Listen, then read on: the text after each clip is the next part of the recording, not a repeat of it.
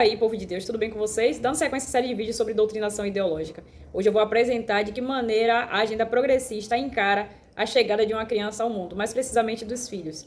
Antes de falar sobre a agenda progressista, eu preciso exaltar aquele que é de direito, digno de toda honra, toda glória e todo louvor. De acordo com a perspectiva bíblica, mais precisamente no Salmo 127:3, Deus diz que filhos são a herança do Senhor, é um presente que Ele dá. Não é normal que você veja pessoas terceirizando o zelo pela sua própria herança. Cada um quer administrar o bem que recebeu de alguém.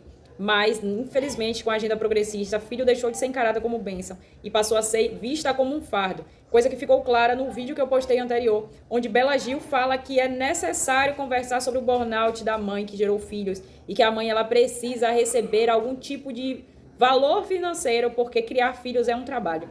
De onde surgiu essa ideia e porque filho não é visto por nós como uma herança e talvez a gente nem tenha percebido isso. Alexandra Kollontai, no seu livro A Revolução Sexual e Revolução Socialista, fala sobre a criação de filhos como um fardo. Vamos voltar um pouquinho. No livro A Origem da Família, da Propriedade Privada e do Estado, Engels deixava claro que era necessário que a família fosse abolida para que tudo fosse coletivo, porque para ele, a propriedade privada, inclusive a criação de filhos, era algo que impediria o avanço dessa agenda e o comunismo não teria como ser viável. Afinal de contas, um cara que é pai de uma criança vai deixar para essa criança tudo que ele tiver gerado em vida. E para ele é necessário que os filhos sejam coletivos, porque filhos do coletivo não têm herança. É tudo no Estado, nada fora do Estado. Se tudo é de todos, nada no final das contas é de ninguém. Para que isso avançasse, Engels precisou fazer com que a família fosse desfeita. De que maneira isso aconteceria? A mulher, que deveria ser vista como escrava do marido, precisaria ingressar no mercado de trabalho para somar forças nessa atividade. Ela seria mais uma mão de obra. Deixaria de ver nesse homem que foi dado por Deus como governante do lar. A mulher já não veria nele seu papel de provedor e de protetor. A mulher teria que correr atrás da sua própria provisão e proteção, rendendo a sua força de trabalho não mais ao fortalecimento do lar, mas sim ao fortalecimento da pauta progressista, trabalhando e servindo ao Estado de maneira cega.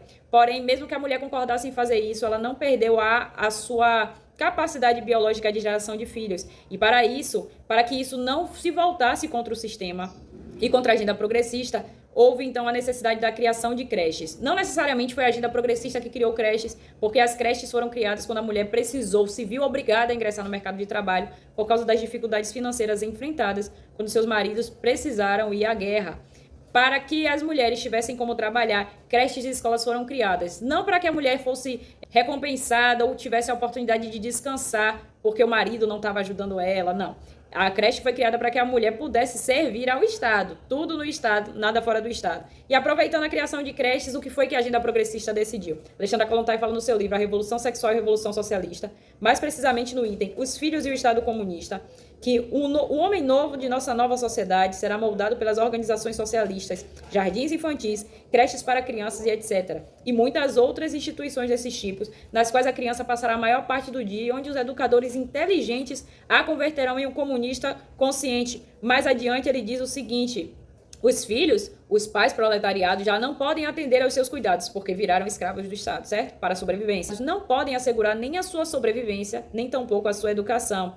Por isso, a sociedade dos trabalhadores necessitam de novas forças de trabalho e saúda a chegada de cada recém-nascido ao mundo. Lembra que eu falei que a mulher, quando ela gera filhos, na agenda progressista, ela não é vista como uma bênção, uma dádiva, mas sim como uma funcionária, uma fábrica de mão de obra. Está baseado nessa história aqui.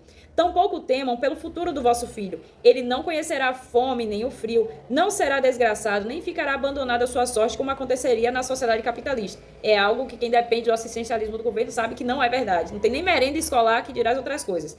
Tão pronto ele chegue ao mundo, o Estado dos trabalhadores, a sociedade comunista, assegurará ao filho e à mãe alimentação e cuidados solícitos. Quem depende de sistemas públicos sabe que não funciona dessa forma, né? A pátria comunista alimentará e criará e educará o filho, porém essa pátria não tentará de modo algum arrancar o filho dos pais que queiram participar da educação dos seus pequenos. Guarda compartilhada com o Estado, pelo amor de Deus, minha gente, foge disso. Então, gente, os filhos são encarados não como herança do Senhor, não como aqueles que vão dar continuidade ao legado da sua família, mas sim como operários, como mão de obra. Inclusive, é daí que vem a origem do termo vítimas da sociedade, porque aqui em todo tempo ela fala que é a sociedade que criará essas crianças. Então, se essa criança der errado, se essa criança ingressar na carreira do crime, ela é uma vítima da sociedade. Por quê? Porque a sociedade sociedade falhou, o Estado falhou no suprimento básico das necessidades dessa criança, sendo que filho é responsabilidade do pai e da mãe. Eu, que não tenho filhos, não tenho nada a ver com o Joãozinho, que é filho de, sei lá, de Joana e de Pedro. Não tenho nada a ver com isso. Se os pais falharam na educação dele, eu até me comovo, mas eu não preciso pagar, eu não sou responsável por aquilo. E hoje, com a agenda progressista, você vê, quando alguém dá errado na vida, que eles falam, o Estado falhou, a rede de apoio da mãe falhou, mas os pais, eles não são responsáveis. Quando você acha isso normal, é porque você já está doutrinado ideologicamente e são as pautas ideológicas e não bíblicas que estão moldando a sua vida, certo? Era isso que eu tinha para falar. Ficou enorme esse vídeo, gente. Mas nos próximos vídeos nós falaremos sobre propriedade privada e mais algumas coisinhas, beleza? Até breve.